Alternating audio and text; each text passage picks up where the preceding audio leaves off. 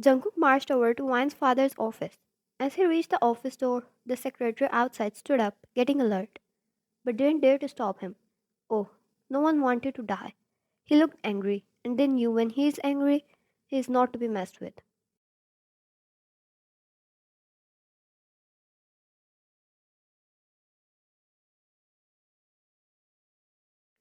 He marched inside and saw a meeting going on. Jungkook, everybody out, he said calmly, as if he owned that place. Yet, his eyes set on Wine's father spit fire. Everyone stood up slowly, sensing the tension, and left the room.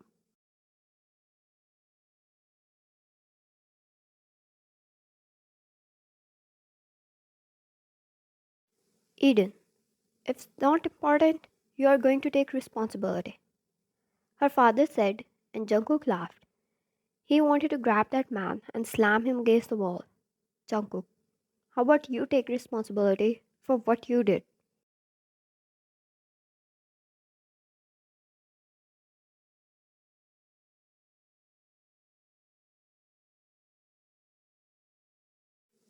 Eden, what do you mean? Jungkook marched forward and slammed his hands over the table, leaning down a bit.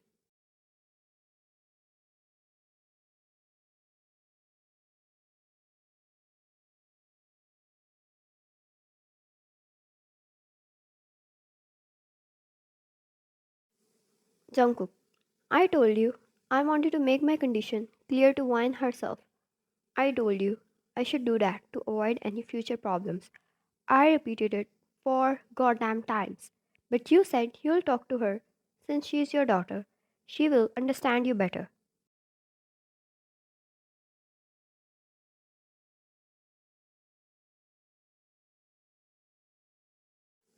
Jungkook, why didn't you tell her that? Eden was quiet and it made Jungkook even more angry. The sight of that unknown guy touching Wine boiled his blood.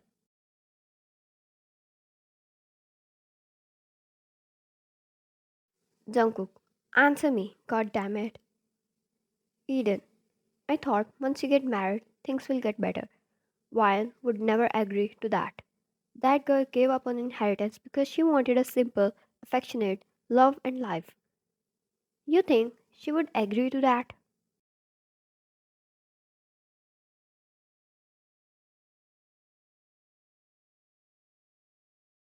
Jungkook, and you thought marrying her to me would solve that? Eden, arranged marriages happen. I believed things would get better between you two eventually. My daughter is a sweet girl. There is no way she won't be able to melt even the coldest heart of yours.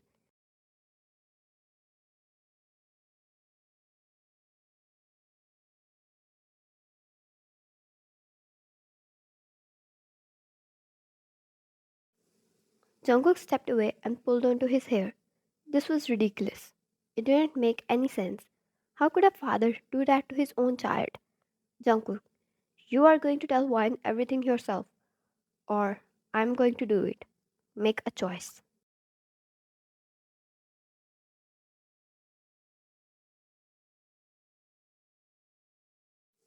Aiden, I'll do it.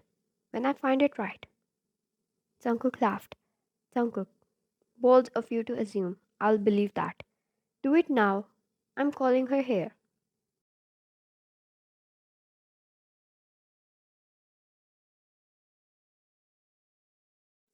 Eden, this is not the right time. Jungkook didn't listen. He was mad, and so he called Wine and asked her to come. He was a little at relief that she accepted. If she didn't, it was going to break another part of him.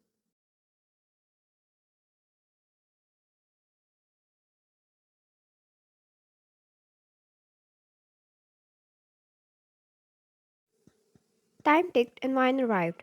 As she entered through the door, the sound of her heels messed with the strings of his heart. He couldn't believe. How could he criticize her looks when she was the prettiest human to exist on this planet?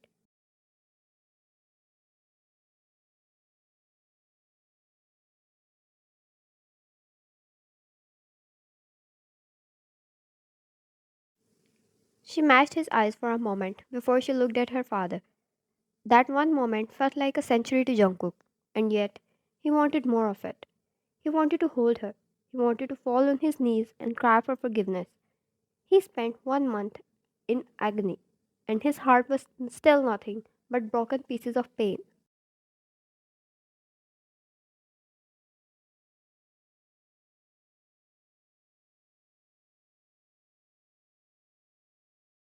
Wine. Is everything alright here? Jungkook. Mr. Eden wants to tell you something. Wine took a seat. Jungkook stayed there near the glass wall, and one look at Eden, and the other person knew he was not backing down in any way.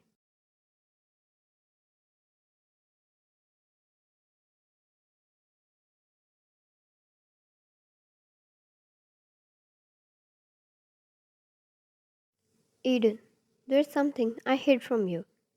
He told her everything from the very start till the very end. Wine sat there and listened every word quietly.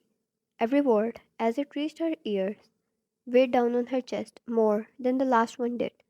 Every word did the work of a dagger.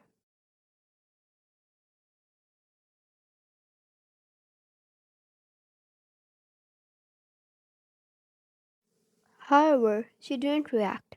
She didn't even bat an eyelash, even if her heart was getting torn into pieces. She believed her father would protect her from the world, not knowing he would bring her the biggest heartache.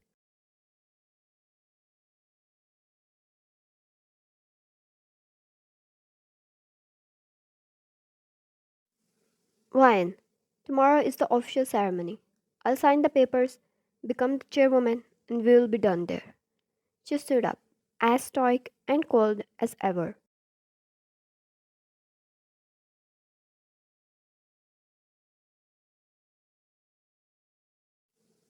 Eden, Ryan, my princess, give your father another.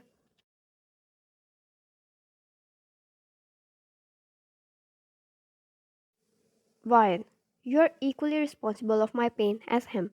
In fact, you hurt me more, Dad. He was still a new person to me. It was my fault too. I expected things from him which he didn't even give me a signal. I was a fool when he was being clear with his actions. But you? You're my dad. How could you do this to me? Ryan, I need a break. From you, from him, from everyone. You couldn't protect this business without his support, but your daughter will. Watch her, Dad. She turned around, grabbed her purse, and met eyes with Jungkook once.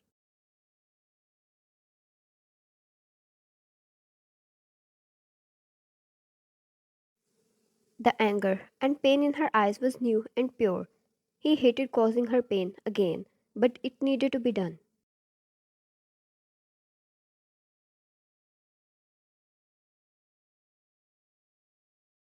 Ryan, I am considering divorce. I am freeing you from these shackles called the loveless marriage. Congratulations. You'll finally be free. His eyes slowly widened up.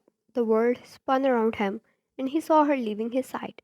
No, this was not happening. He followed her on unbalanced steps and weak legs. He stumbled a few times, but then ran like an idiot after her.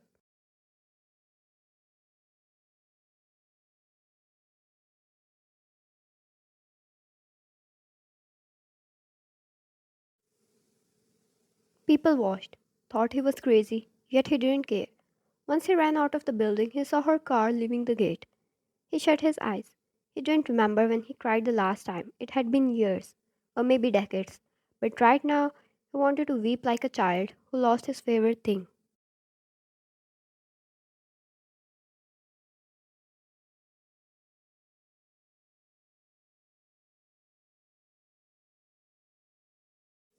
He got in his car and hit the steering wheel, then he did that again, and then again, hoping it would somehow ease a little pain in his heart.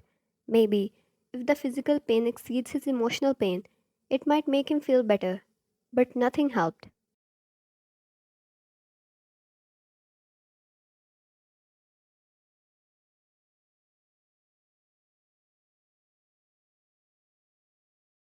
He cried. The tears slipped down his cheeks.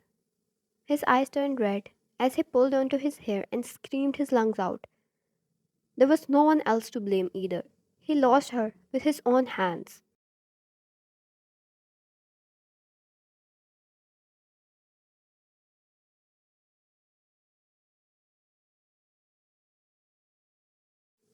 He slapped himself a few times, and once his anger washed off his system, he dug his face in his hands and cried out even more. How was he supposed to fix this? How was he supposed to bring her back to him? This pain was going to burn him alive.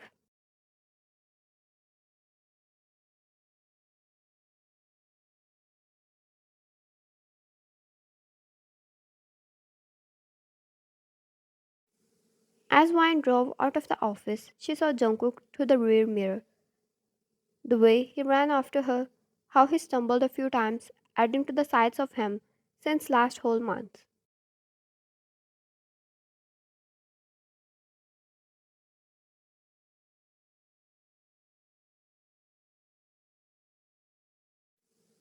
Every time she acted cold when he tried to communicate. Every time he helped her choose a dress for her office and she threw it in the trash. It hurt him. She saw the pain in his eyes, yet he took it all quietly.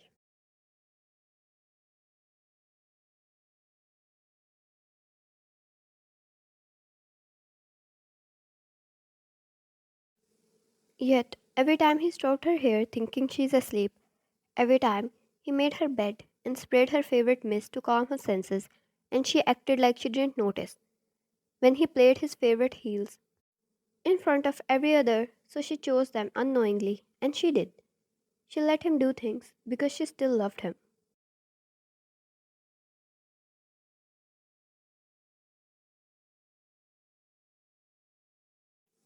It hurt her, but she wanted to focus on herself first. But now that she knew it was not completely his fault,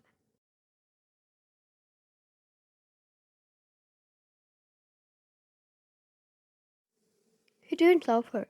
He didn't provide her with affection. He didn't act like a husband as she wanted him to. But was it completely his fault when he clearly put his condition first?